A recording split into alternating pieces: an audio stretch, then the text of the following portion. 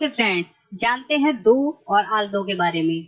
इनका हिंदी में अर्थ होता है हालांकि या जबकि। इन दोनों में डिफरेंसेस है या नहीं है ये जानेंगे, और इसके अलावा इवन दो, उसमें डिफरेंसेस है इन दोनों से अलग या नहीं है। तो ठीक है, जानते हैं। इन दोनों के अर्थ में कोई अंतर नहीं है, मतलब दो और आल दो के अर्थ में कोई अंतर नहीं है। ये तो क्लियर हो गया। ओके। किसी वाक्य के एक भाग में जो कुछ कहा जाता है उसके बारे में कुछ बताने के लिए दो या आल दो का प्रयोग किया जाता है। वाक्य में तो भी, फिर भी, के लिए येट का प्रयोग जरूरी नहीं है। सिर्फ कोमा से भी वाक्य को बनाया जा सकता है।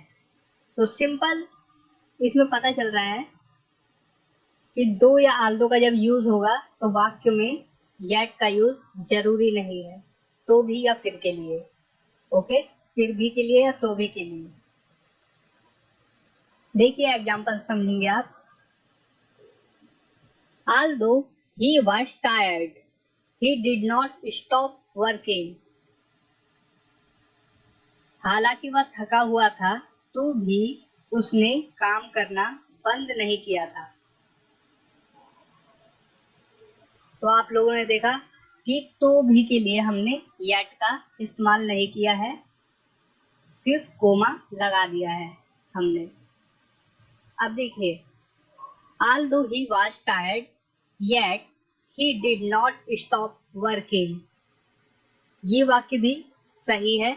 आप yet का प्रयोग कर भी सकते हैं और चाहे तो कोमा का इस्तेमाल कर सकते हैं। Okay. Although I was tired, I did my best. हालांकि मैं थका हुआ था, मैंने अपना सर्वश्रेष्ठ या सबसे अच्छा किया।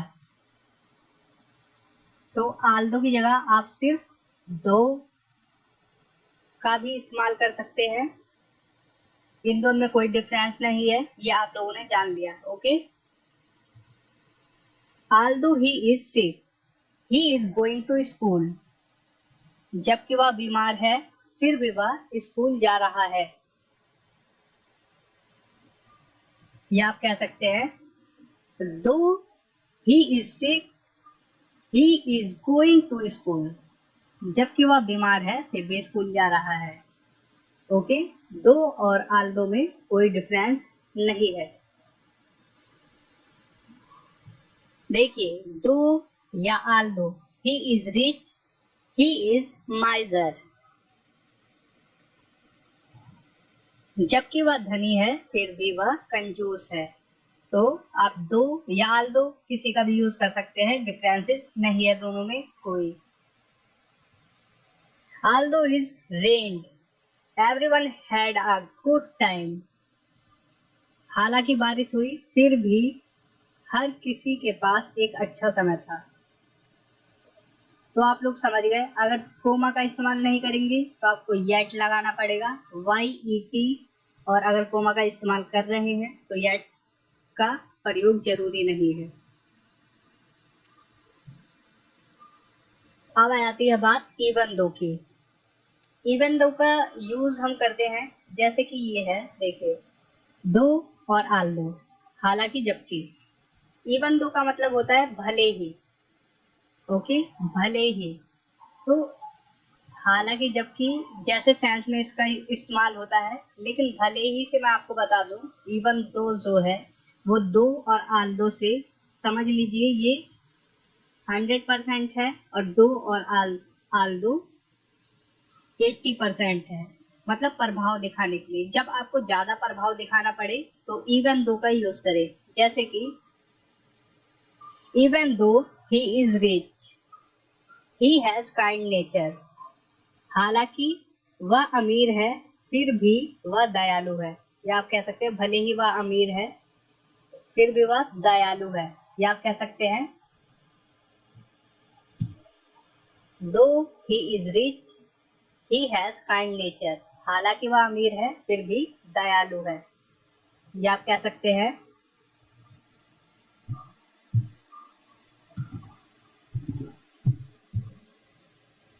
although he is rich, he has kind nature, हालांकि वह अमीर है फिर भी दयालु है।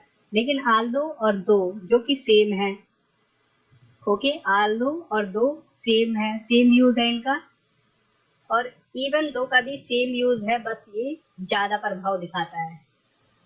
तो वही मैंने आपको कहा, आप ये समझिए कि इवन दो जो है वो 100% प्रभाव दिखाता है, जबकि दो और आल्दो 80% प्रभाव दिखाता है।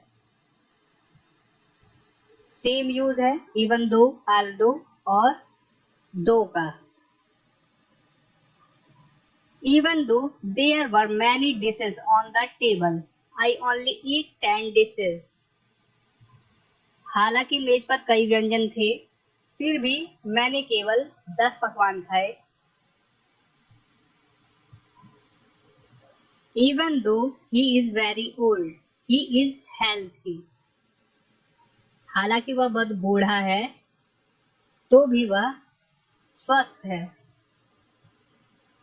Even though you were lean, you defeated him. जबकि तुम पतले हो, फिर भी तुमने उसे हरा दिया।